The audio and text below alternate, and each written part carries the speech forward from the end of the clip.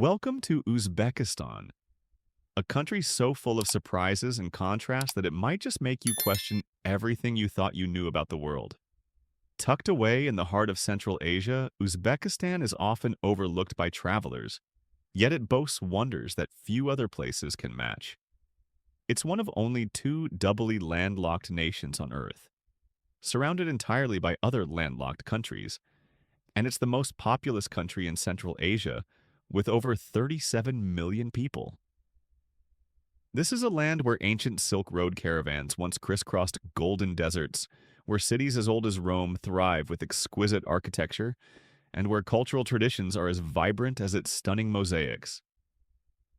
In this documentary journey, we'll explore the mind-blowing facts that make Uzbekistan a place you won't believe exists, from its unique geography and history to its rich culture, cuisine, and modern renaissance. Geography and natural marvels. Let's start with the land itself. Uzbekistan's geography is a study in extremes and surprises. Imagine a country of sweeping deserts, fertile valleys, and towering mountains, all landlocked, yet once home to a vast inland sea. In fact, Uzbekistan holds a geographic claim to fame. It's doubly landlocked. To reach any ocean from here, you must cross at least two other countries. Bordered by five neighbors, Kazakhstan, Kyrgyzstan, Tajikistan, Afghanistan, and Turkmenistan, this country is truly isolated by land. A rarity it shares only with Liechtenstein. This extreme landlocked position has shaped Uzbekistan's climate into one of hot summers and cool deserts, with famously clear blue skies over its capital Tashkent for much of the year. But perhaps the most dramatic geographic tale of Uzbekistan is the tragedy of the Aral Sea. Once upon a time, the Aral Sea on Uzbekistan's western border, shared with Kazakhstan, was one of the four largest lakes in the world, spanning an area of 68,000 square kilometers. Its waters supported a thriving fishing industry and port towns like Moynak. Today, that sea has largely vanished, a victim of Soviet-era irrigation projects that diverted the life-giving rivers for cotton farming, causing the lake to shrink to a sliver of its former self. The result is an apocalyptic landscape. Rusting fishing boats stranded in endless desert sands, a haunting ship graveyard where waves once gently lapped. The former port of Moynak is now a ghost town in the dunes, a stark monument to one of the world's worst environmental disasters. A visitor stands on a rusted ship hull at the Moynak Ship Cemetery, a haunting desert relic of the Aral Sea's disappearance. Standing here on the desert floor that was once the Aral seabed, you can almost feel the eerie silence of a vanished sea. It's mind-blowing to imagine that just a few decades ago, fishermen were casting nets where now camels might wander. The Aral Sea's demise is a sobering chapter in Uzbekistan's story, but it's also spurring hope and resilience. The government and local people have begun planting millions of hardy shrubs in the Aralkum Desert, the dry sea floor, to stabilize the sands and breathe life into the wasteland. It's an ongoing fight to heal a wounded landscape. Yet Uzbekistan's nature is not all deserts and lost seas. It also harbors mountainous marvels. The western Tian Shan range in the east offers lush mountain valleys, juniper forests, and snow-capped peaks that are recognized as a UNESCO Natural World Heritage Site. Adventure travelers can trek in places like Ugam Chakal National Park, where wild bears and ibex roam alpine meadows. In spring, the mountainsides burst with wild tulips, a flower that Central Asia gave to the world centuries ago. Down on the plains, the Kizilkum Desert, Red Sand Desert, stretches between the Amu Darya and Sir Darya rivers, its dunes concealing ancient caravan routes and even dinosaur footprints in some remote corners. And in the far west lies the autonomous Republic of Karakalpakstan, a region of surreal landscapes. The otherworldly Ustiyurt Plateau with its chalky cliffs and the remnants of ancient fortresses rising from the desert, known as the Golden Ring of Khorezm. Uzbekistan's geography is a treasure trove of natural wonders, some breathtakingly beautiful, others hauntingly poignant, that will leave any traveler in awe.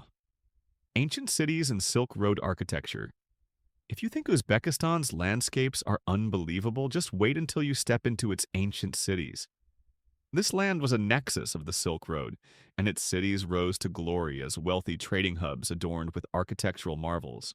Uzbekistan boasts 5 UNESCO World Heritage Sites, and 4 of them are the fabulously preserved Silk Road cities of Samarkand, Bukhara, Khiva, and the lesser-known Shahrisabz. Walking through these cities can feel like traveling back in time. Registan Square in Samarkand is flanked by 3 majestic madrasas, Islamic colleges, adorned with intricate turquoise mosaics and towering minarets, a breathtaking centerpiece of Uzbekistan's architectural heritage. Narrator: Samarkand. The very name sounds like a legend.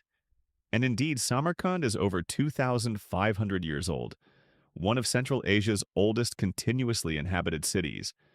Its founding dates to around the 7th or 8th century BC, making it as ancient as Rome. This city was the jewel of Emperor Timur, Tamerlane's empire in the 14th century, and Timur spared no expense in making Samarkand the most splendid city of its age. The crown jewel is Registan Square, a grand plaza bordered by 3 colossal madrasas, Islamic academies, from the 15th and 17th centuries, each one a masterpiece of Islamic architecture. Standing in the Registan, you're surrounded by soaring turquoise domes, mosaic-tiled facades of geometric and floral patterns, and minarets that seem to touch the sky. It's a dizzying sight, especially at dawn or dusk, when the mosaics glow in shades of gold and lapis lazuli. No wonder that Registan means sandy place. It was once just a dusty marketplace, but today it's like an open-air museum of Timurid art.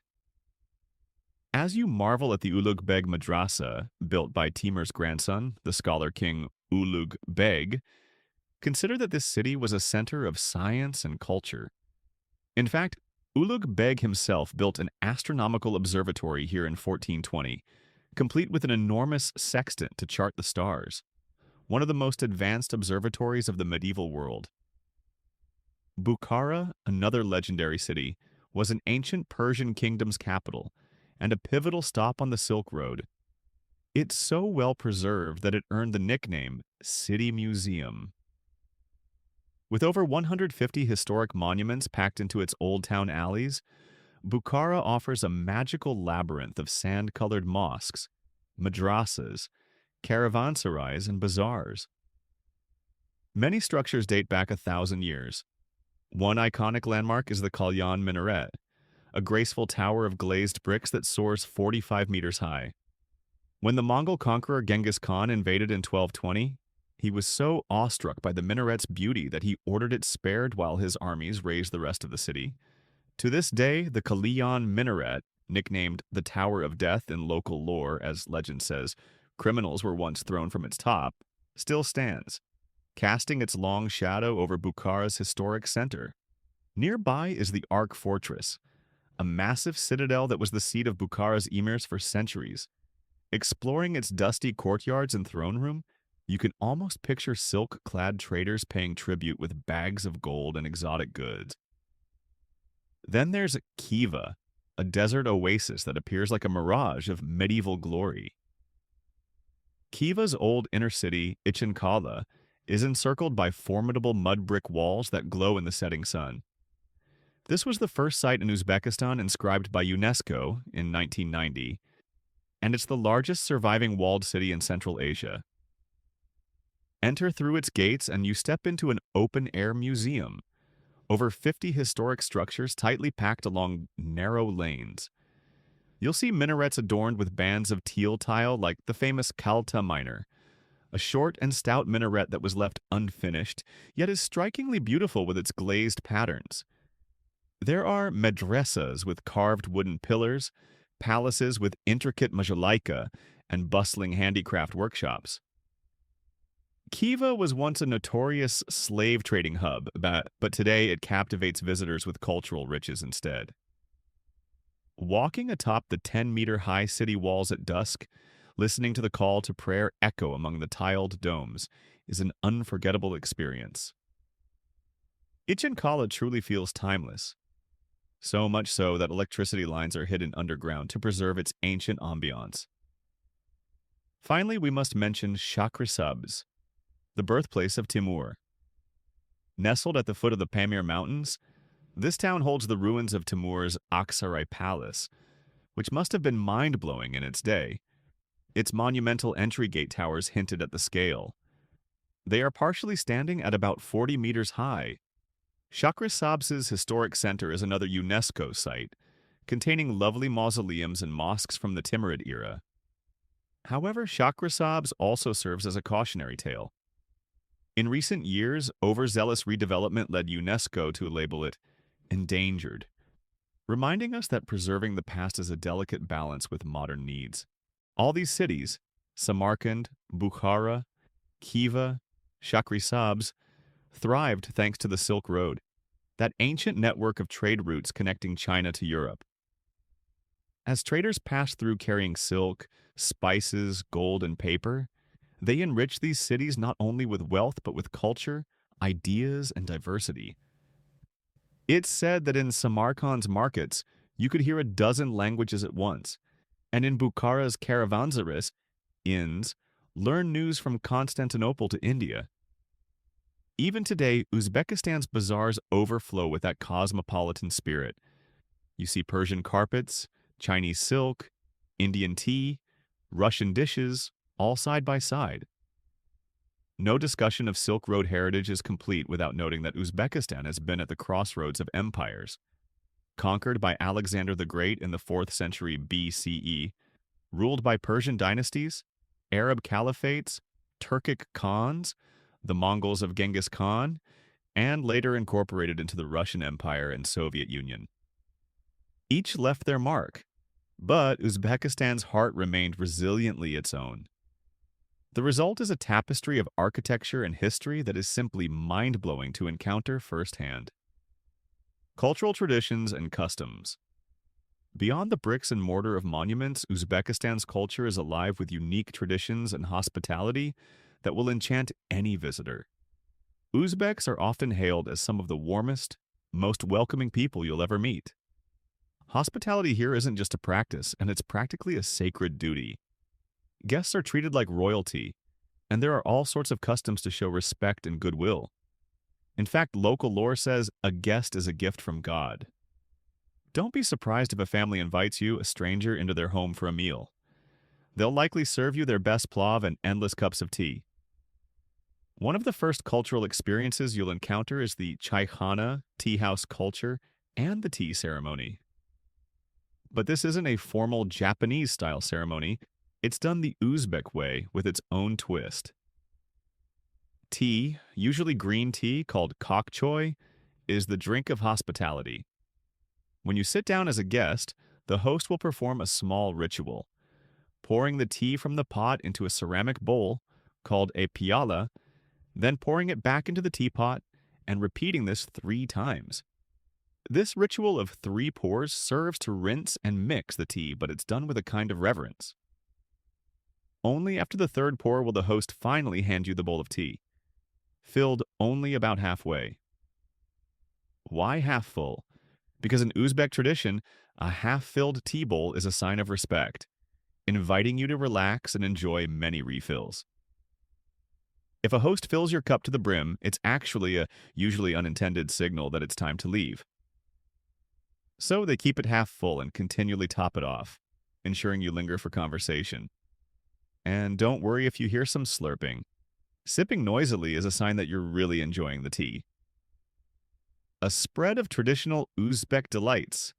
2 bowls of hot green tea alongside a large round loaf of lepioshka, Uzbek bread. Bread is revered in Uzbekistan. It's never cut with a knife, always broken by hand, and it's considered bad luck to place it upside down. Narrator. Speaking of bread, Uzbek. Bread, naan or lepioshka, holds a special place in the culture. These golden, round loaves with decorative stamped centers are found in every market, and locals will tell you each region's bread has a unique taste. so special that an emir of Bukhara once allegedly sent for a Samarkand baker, only to discover Samarkand bread's flavor came from the air of Samarkand. Bread here is treated almost sacredly. It's never cut with a knife. At the start of a meal, Uzbeks will break the bread by hand and distribute pieces to everyone. And you should never set the bread loaf upside down. Doing so is believed to bring misfortune. One of the most charming customs is the bread and salt farewell. When someone is about to leave home on a long journey, they perform a small ritual. The traveler takes a bite of bread, and the family saves the remainder of that loaf, often hanging it in a cloth by the doorway until their loved one returns. That simple bite symbolizes that a part of them stays behind, ensuring they'll come back safely. And when they do, the awaiting bread is shared in celebration. Uzbekistan's festivals and celebrations are also vibrant expressions of its culture. The biggest holiday of the year is Nowruz, the Persian New Year, spring equinox, celebrated around March 21st. Nowruz is a joyous time when Uzbeks herald the spring with family feasts, traditional games, music, and dance performances in the park, and special dishes like samalak, a sweet, thick paste made from a germinated wheat, slow cooked and stirred by many hands through the night. It's a time of renewal, community, and lots of delicious food. At Nowruz, and really at any celebration, you might witness lively traditional dances. Each region has its own style with colorful costumes. For example, the Khorezm region, home to Kiva, is famous for the Lazgi dance, a quick, expressive dance so unique it's recognized by UNESCO as intangible cultural heritage. Music, too, fills the air, from the haunting melodies of the dutar, two-stringed lute, to the rapid-fire rhythms of dwaira, frame drum. And if you're lucky, or brave, enough to attend a rural wedding or a folk festival, you might get to see Kupkari in action, Uzbekistan's traditional horseback game that's definitely not for the timid. In Kupkari, also known as Ulak or Buzkashi, dozens of skilled horsemen compete in a fierce contest where they all gallop and wrestle to grab a goat or sheep carcass and carry it to a goal. It's like polo, but with far fewer rules and far more adrenaline. Riders in thick chapans, robes, and tubateka hats thunder across an open field, snatching and tugging at the prize, often disappearing in a cloud of dust and hooves. This game dates back centuries and usually takes place during big celebrations, like weddings or Navruz in the countryside. The first time you see it, you might not believe your eyes. It's chaotic, wild, and absolutely authentic. Yet to locals, it's a proud tradition showcasing bravery and horsemanship.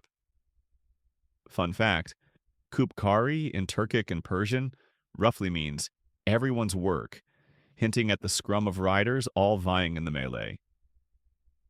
Uzbek culture also cherishes handicrafts and arts passed down through generations. In the Fergana Valley town of Rishtan, potters produce gorgeous blue and white ceramics with designs that trace back to the Silk Road era.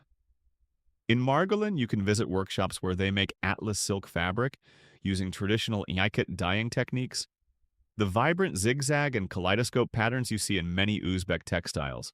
Samarkand and Bukhara are known for Suzani, elaborately embroidered tapestries, and miniature painting, while Kava is famous for its wood carving. And everywhere, the hospitality is tied to culture. When you enter an Uzbek home, the most honored seat is always the one farthest from the door, to avoid drafts and disturbances. A subtle sign of respect to guests. Elders are deeply respected. Younger people greet them with a slight bow and often a hand over the heart or a gentle hug around the shoulders. It's customary to remove your shoes when entering a home, and you'll likely sit on a dasturkhan, a low table or spread on the floor, to share communal dishes. The warmth and respect ingrained in daily customs are truly heartwarming, and occasionally amusing to outsiders. For instance, two Uzbeks meeting might ask about each other's health 5 times before actually getting to any other conversation, such is the polite concern. In short, Uzbekistan's cultural traditions, from tea and bread rituals to horseback games and heartfelt hospitality, are as fascinating and unforgettable as its monuments. They give travelers a genuine sense of connection and often end up being the most cherished memories from a visit to this incredible country. Cuisine, a food lover's delight. Now brace yourself for a culinary journey because Uzbekistan's food is downright delicious and comes with its own share of mind-blowing facts. The country's cuisine has been shaped by its history as a crossroads. You'll taste influences from Persian, Turkic, Russian, and even Chinese cuisines. Yet it's wholly Uzbek in its hearty, welcoming character. At the center of it all is the national dish, plov, also spelled palov or epialaf. If there's one thing you must try in Uzbekistan, it's this beloved rice dish. But plov is not just food, it's a cultural institution. Uzbeks say that plov is the taste of home, celebration, and community. It's made of rice simmered in a giant kazan, cauldron, with lamb or beef, carrots, onions, and spices like cumin and coriander, often enriched with raisins, chickpeas, or quince for extra flavor. The result is savory, fragrant, and utterly satisfying. Every region, even every family, has its own twist on plov. Samarkand plov, for instance, may feature yellow carrots, and the rice and carrots aren't mixed until serving, whereas Fergana plov is darker and richer with more oil. Plov isn't just everyday food, it's festive. Traditionally, plov is the centerpiece of weddings, holidays, and family gatherings. Early in the morning on a wedding day, the groom's family might host a plov feast for dozens or hundreds of guests as a blessing for the couple. Huge cauldrons are fired up, and master chefs, usually men for this dish, stir kilograms of rice and meat with oars. In fact, Uzbeks love plov so much they set a world record for it. In 2017, a team of 50 chefs in Tashkent cooked 7,360 kilograms of plov in one go, officially the largest plov ever made, earning a Guinness World Record. That's over 7 tons of ricey goodness, containing more than a ton of meat and nearly 3 tons of carrots, all in one massive cook-off. It fed about 20,000 people in a grand cultural festival. Now that's what you call supersized hospitality. Beyond plov, Uzbek cuisine offers an array of other mouth-watering dishes. You'll quickly notice Uzbeks are masters of bread and dough. There's the staple round naan bread we mentioned, baked in clay ovens, often stuck to the walls of the oven like naan. You can smell its tempting aroma in every market. Then there are samsa, flaky savory pastries typically stuffed with minced meat and onions or pumpkin. You'll find them baking in cylindrical tandoor ovens, pressed against the hot walls. They make for a perfect snack on the go, but be careful biting in. The juices can drip down your chin. Totally worth it for the flavor. Another favorite is lamen, a dish of hand-pulled long noodles of Uyghur origin, served in a hearty broth stir-fried with vegetables and lamb. It's like a Central Asian lo mein that really hits the spot. And don't forget shashlik, skewered chunks of meat, often lamb, grilled over open coals, served with sliced raw onion and vinegar. You'll see plumes of shashlik smoke curling up from street stalls in every city, calling you over for a quick bite. For a truly Uzbek comfort food, try manti, large steamed dumplings filled with spiced meat or pumpkin, usually served with a dollop of sour cream or yogurt sauce. They're like oversized, juicy soup dumplings that warm the soul.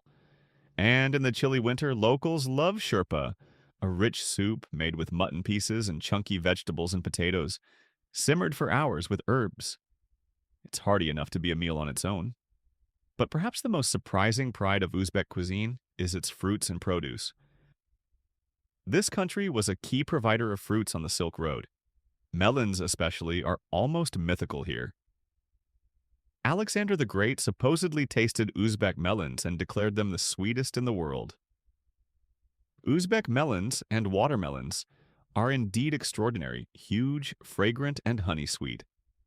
There are over 150 varieties of melons grown here, from crisp yellow Hondalak melons to stripy green torpedo melons that can perfume a whole room. In late summer, roadside stalls overflow with piles of melons, and locals will thump them and sniff the stems to pick the best ones. There's even a saying that melons come from heaven, and they've been a staple since ancient times, used as a source of hydration in the arid climate. Along with melons, Uzbekistan produces abundant grapes, apricots, pomegranates, figs, and cherries. Walking through a local bazaar, your eyes will feast on pyramids of dried apricots, raisins and nuts, and strings of nabat sugar crystals and spices of every color, reminiscent of the days when Bukhara's traders dealt in cinnamon and silk. And of course, every meal in Uzbekistan ends on a sweet note. You might be offered korak, traditional halva made from ground sesame or peanuts and honey, or cups of hot green tea with candied nuts and navat, crystallized sugar, on the side. Uzbeks have a serious sweet tooth. One taste of their honey-drenched baklava, local baklava, or crispy chak-chak, fried dough bits in honey, and you will too. Overall, Uzbek cuisine is hearty, flavorful, and designed to be shared. It reflects the agrarian rhythm of life. Big midday meals to fuel farm work, lots of bread and grains, and the generous spirit of the people.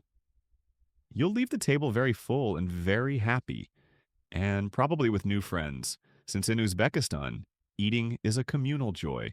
Modern Uzbekistan. Progress meets tradition. As mind-blowing as Uzbekistan's history and culture are, perhaps one of the biggest surprises is how much the country is changing today. After gaining independence with the Soviet Union's fall in 1991, Uzbekistan spent many years rather closed off under a strict government. But in the last several years, it has been undergoing a remarkable transformation, a sort of new Uzbek renaissance in the modern era. Reforms and openness have swept through, especially since around 2017.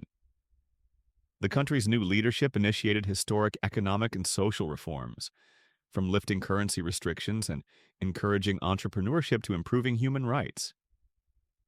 A major milestone was the eradication of forced labor in the cotton industry, a Soviet-era legacy that lingered into the 2000s.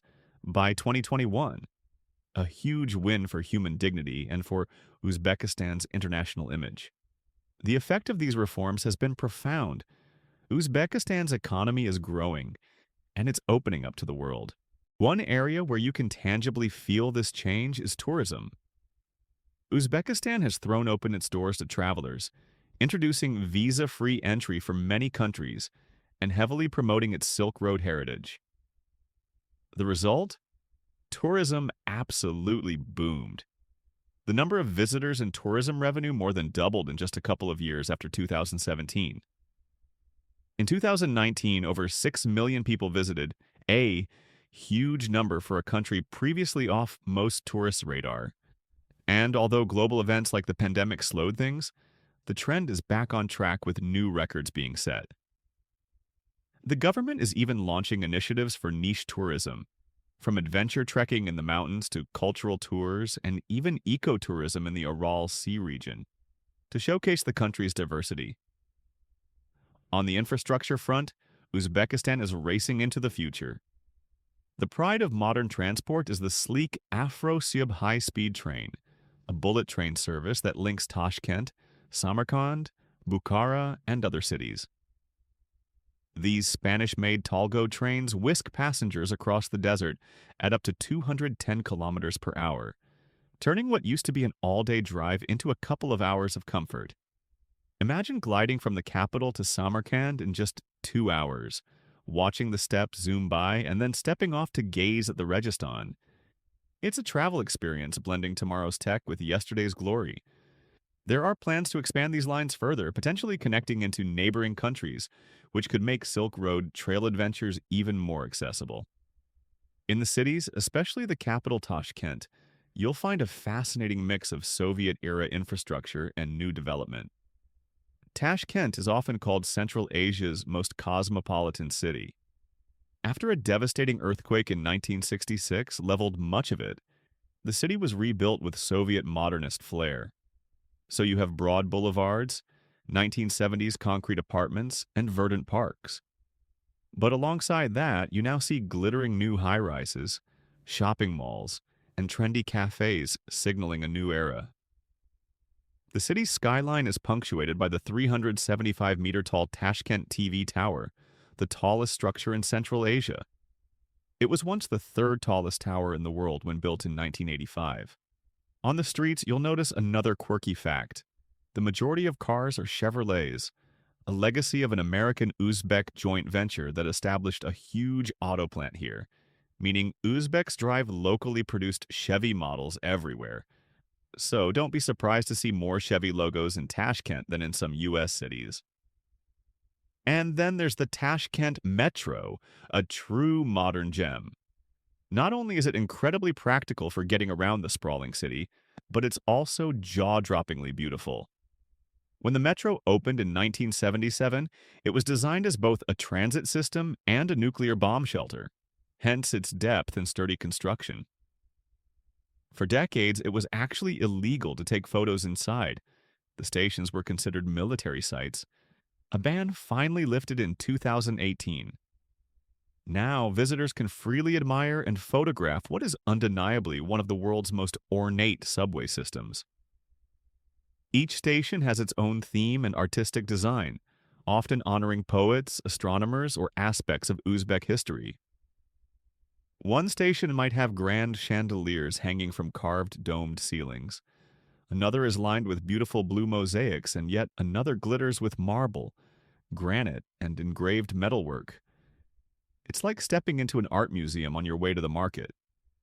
One of Tashkent's ornately decorated metro stations, featuring geometric ceilings and hanging chandeliers. The capital's subway system, the oldest in Central Asia, is famed for its beautiful architecture and was kept secret, no photos allowed, until recent years. This blend of old and new is everywhere in today's Uzbekistan. You might see a youth in modern clothes cruising on an electric scooter past an old men's chaikhana where elders in traditional dapa caps sip tea and discuss daily news. In the bazaars, alongside stalls now taking digital payments via smartphone, you'll still find traditional artisans hand-carving wooden cradles or engraving copper teapots, as they have for generations. The government has invested in restoring historical monuments, often spectacularly illuminated at night, while also building new museums, hotels, and tourist centers. For instance, Samarkand now boasts a sleek new Silk Road Samarkand tourist complex with contemporary architecture complementing its ancient sites. Society is also evolving. Uzbekistan is a predominantly Muslim country, around 90% of the population, but it's a secular state by law. You'll notice that while many Uzbek women wear modest clothing or traditional dresses, just as many favor Western fashion. Headscarves are common but far from universal. The attitude is generally one of tolerance, a legacy of Soviet secularism combined with the Uzbek value of respecting each other's choices. Russian language remains a lingua franca, especially in cities. Virtually everyone is bilingual in Uzbek and Russian, and you'll hear Russian pop music as much as Uzbek tunes on the radio. English is catching on too, particularly among younger folks in tourism and business. Education is improving, and there's a push to reclaim and celebrate national heritage that was suppressed in Soviet times. For example, the Persian-influenced classical music called shashmakam and pilgrimage sites of Islamic scholars are seeing revivals and renovations. One more mind-blowing fact before we close. In the remote northwest of Uzbekistan, in a dusty town called Nukus, stands the Savitsky Museum, home to the world's second-largest collection of Russian avant-garde art. Yes, you heard that right. This remarkable museum, nicknamed the Louvre of the Steppes, holds thousands of paintings by artists who were banned in the Soviet era. Think bold abstract and cubist works from the 1920s and 30s. How did they end up here? A passionate artist named Igor Savitsky secretly collected and saved these works from destruction, stashing them far away from Moscow in Nukus during the mid-20th century. Today, art lovers journey to this unlikely location to marvel at masterpieces they can't see anywhere else. It's yet another example of Uzbekistan's penchant for hiding jaw-dropping treasures in the most unexpected places. As our journey comes to an end, you might be feeling a bit overwhelmed, and that's exactly the feeling Uzbekistan leaves with travelers. Overwhelmed in the best way. This is a country that truly defies expectations. Where else can you wander through blue-tiled cities out of a fairy tale? Savor plov from a cauldron big enough to feed a village? Ride a high-speed train to an ancient palace and be invited in for tea by a stranger who treats you like family? Uzbekistan is a place of astonishing contrasts. Modern yet historic, familiar yet utterly unique. It's the kind of destination that makes you pinch yourself because it feels like a dream. Surely a place this magical can't exist, right? But it does, and it's more accessible now than ever. So, whether you're a history buff tracing the footsteps of Silk Road traders, a foodie eager to try the ninth bowl of plov, or an adventurer seeking raw landscapes and genuine cultural encounters, Uzbekistan will blow your mind at every turn. The country you won't believe exists is very real, and it's ready to welcome you with open arms and a hot cup of green tea. Pack your bags, follow the Silk Road eastward, and come see Uzbekistan for yourself. We promise you will leave with memories and friends to last a lifetime.